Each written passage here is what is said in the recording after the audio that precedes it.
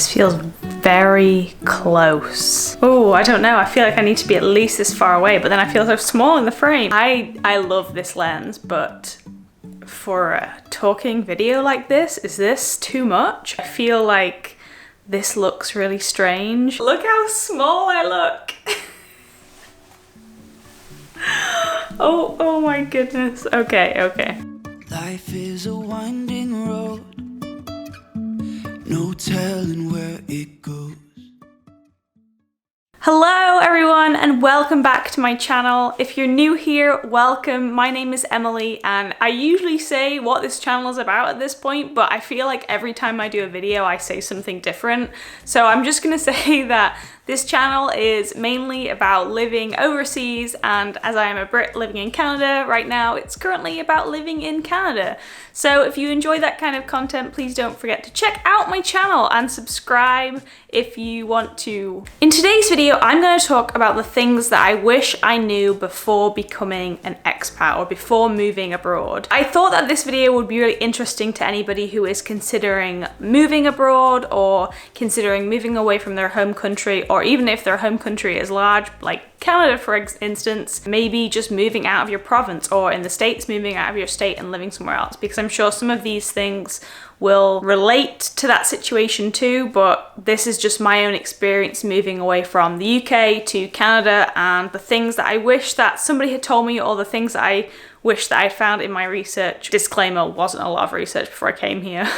So the first thing is that, and I think it's probably an obvious one, but I never really thought about it too much, and that is that living abroad and living overseas especially changes you forever. I didn't really understand the kind of significance and amount of growth that I would do in these years, and it's not always been super positive. The last 5 years have been some of the most difficult and testing years of my life for numerous different reasons, and not all of them are to do with living abroad, but I think living abroad has made some of those experiences amplified and almost more difficult sometimes. One of, if not the most difficult times of my life was losing somebody who is close to you and not being able to be around the people that are close to them too. I wrote a blog post on this, but your grieving is kind of delayed, and it's a very different experience, and yeah, that was very hard. But off the back of that and on into the more positive, moving abroad has forced me to grow in so many different ways, and in a lot of the ways that I wasn't prepared for, and it was definitely an accelerated learning curve moving abroad as opposed to being at home. I think I learned things about myself and my own capabilities much quicker than I would have if I'd have stayed in England. And I guess that's just because you're kind of forced into doing things that you perhaps are not comfortable with, or things that you wouldn't necessarily be faced with back in your home country because you don't have the same support network or family or friend network as you would living in your home country. Overall, it's been an incredibly positive experience for me, even with the difficult times. The growth that I've experienced has been so overwhelming, and I think it's only looking back at it now where I'm like, wow, I am so different from where I was when I left England 5 years ago. And obviously it's been 5 years, like everybody changes, but I think that I've grown significantly more in myself and how I think about things and the way I think about myself than I would have if I'd have just been living at home. The next thing I wish I'd knew was how much I would appreciate my home country when I left it. So I didn't exactly have the best view of England when I left, hence why I left it. I was very ready to leave. I always knew that I was going to live abroad and I always wanted to live overseas, but I have a new appreciation for England and the UK, especially kind of coming away from it and having those bouts of homesickness and realizing what it is that you miss. It's always the most random things that you miss too. It's like, for me, it was just being in supermarkets. You know, those little tiny everyday things that perhaps when you're in them are just so mundane and ordinary, but when you are taken out of them, you're like, oh, I just wish that I could go to Asda or Tesco or Marks and Spencer's, definitely Marks and Spencer's, or just go down a high street or go into a place that you know. I always thought that walking down cobblestone streets were the most annoying thing for me growing up, because especially as like, you know, going into university and you would be going out and wearing high heels. I mean, high heels on cobblestone streets were just the most annoying thing. And now I'm like, oh, a cobblestone street, it's so beautiful. Which is really funny because I never would have even seen a cobblestone street as something to be admired, and now I'm like, yeah, they are beautiful. And the old buildings in the UK and the history that we have in the UK and just the countryside. I mean, I was born and raised in the English countryside, and I always loved it, but I never appreciated it as much as I do now. And because of that, I found that the best vacation and the best holiday ever is going home. If you ever want a relaxing vacation, move abroad and then come back home, because it's just the best feeling to come home, to be familiar with a place and to just do the things that you love about your home. Because when you're living in your home, you know, it's your everyday and you don't really take advantage of it. But when you're only there for a specific period of time, you end up taking full advantage of it, and the best vacations I've ever had have been the ones where I have gone home. But then also a negative from that is that you become really disconnected from your home culture, and this was something that I was not prepared for. I never thought about ever kind of losing my connection as a Brit and losing my connection to England, but the longer that I've been away from home, I have become less homesick, but that's because I've become almost more disconnected or disassociated with England and with the culture and the news and everything about it. I've learned so much about life as an adult while living in Canada, so I almost know more about it here than I do in the UK. And although that doesn't sound like a big deal, I don't know, you almost suffer a kind of identity loss at times. People, even on here, will tell me that they can hear my accent changing and how I switch into a more Canadian accent, and sometimes I switch into a more English accent. And I always make a joke that I'm like a mutt, you know, my accent's from somewhere over the Atlantic, somewhere in between the two countries, but you do kind of almost suffer some kind of identity loss. When I was in Australia last year, somebody didn't even recognize my English voice. They thought that I was American, and honestly, that was a very painful realization. Even something so small has changed without me even realizing it. And yeah, I guess that makes me sad sometimes, but also grateful the fact that I get to live here and I get to have that experience. And on the loss of your kind of identity and your connection with your home country, I've also found that I have lost connection with people too, friends and family, and this isn't something that I expected or planned for or wanted either. When you leave, you say to your friends, oh, we'll stay in touch, like we're still gonna be best of friends, we're still gonna be really, really close.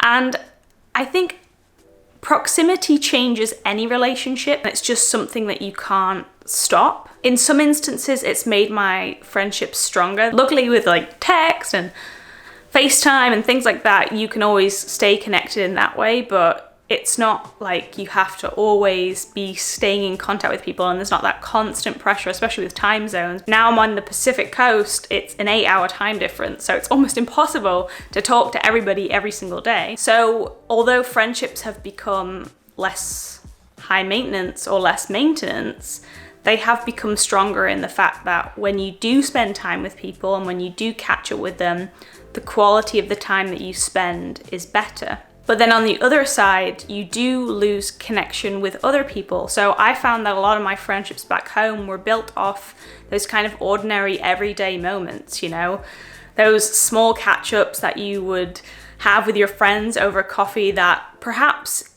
over here don't necessarily warrant a FaceTime call, or they're so small that you kind of forget to talk about them in your weekly catch-ups, your monthly catch-ups, or whenever it is. So even though some friendships have remained close, they've definitely changed, and I've definitely become disconnected with some friends too. And that was a really sad realization for me. I think I first started to realize that 2 or 3 years ago. It's something that I never thought about and probably didn't want to believe, but it's definitely something that's happened. And that's not to say that it's a bad thing, and it's not to say that I have struggled with it, because off the back of losing connection, I've also strengthened connections. And I think that's something that just naturally happens as you grow older, but also it probably accelerates that with being abroad and living in another country. One of my favorite things about living in another country, and something that nobody ever told me about and something I never really thought about also, was that sense of freedom that you get from shedding your belongings and just coming with almost nothing. As I've said before on this channel, when I left the UK, I came with 2 suitcases. I packed everything that was important to me in those suitcases, and that's all I came with, and everything else I have purchased along the way. When you shed your physical belongings, it really does offer a sense of freedom that I don't think that you can really find anywhere else. I think it's very easy as humans to kind of hoard things and put a sentimental value on objects that don't necessarily need that. And I think that when you live abroad, you're kind of forced to part ways with most of your belongings, unless you're bringing over a big container of things. And although that can be difficult at first, I think that's been a really, really positive thing for me, because I now don't carry around with me a bunch of belongings and a bunch of things that I don't really use. I only have a very small amount of things that I truly, truly value, and the rest is stuff that is disposable. Now, when I was younger, I was a bit of a hoarder. I got over that a little bit, but this experience has definitely forced me to truly get over that, and now I'm more than happy to purge belongings and go through the things that I don't use and donate them to charity. And that's a really cleansing and positive thing that I have found, and something that I did not expect and didn't think about when I moved here. So that was definitely something that I wish maybe not wish I'd have known, but something that nobody ever told me about living abroad. And finally, I guess the best thing and also the most difficult thing about living abroad is that it forces you out of your comfort zone. And this kind of loops back to my first point, but you are forced out of your comfort zone in ways that you are probably not ready for and that you probably don't want to do, but you have to because of your situation. And this is a really scary thing at first, but again, for me, it's been an incredibly positive experience. When I moved abroad, I didn't really think about it too much, and I'm glad that I didn't, because I think if you overthink things like this, sometimes it can be negative and it can stop you from doing it. Sometimes I think the impulsive decision, like what I did, was really effective, because I think if I'd have really done my research and thought about it, I might never have made the jump. But that's just me, and for you, you might be happy to know these things. So that's why I made this video. Hopefully you enjoyed it. Hopefully you took something from it. If you are thinking about moving abroad or you're planning on moving abroad, let me know in the comments below. I would love to hear your thoughts. If you're moving to Canada, ask me any questions. I'm always open. I try to respond to everybody. And if you enjoyed this video, please don't forget to hit like, because it really helps to push this video to those people that might be interested in it. Subscribe to the channel. I post videos every single week. So until my next one, I hope you have the most wonderful day, and I'll see you again very soon. Bye.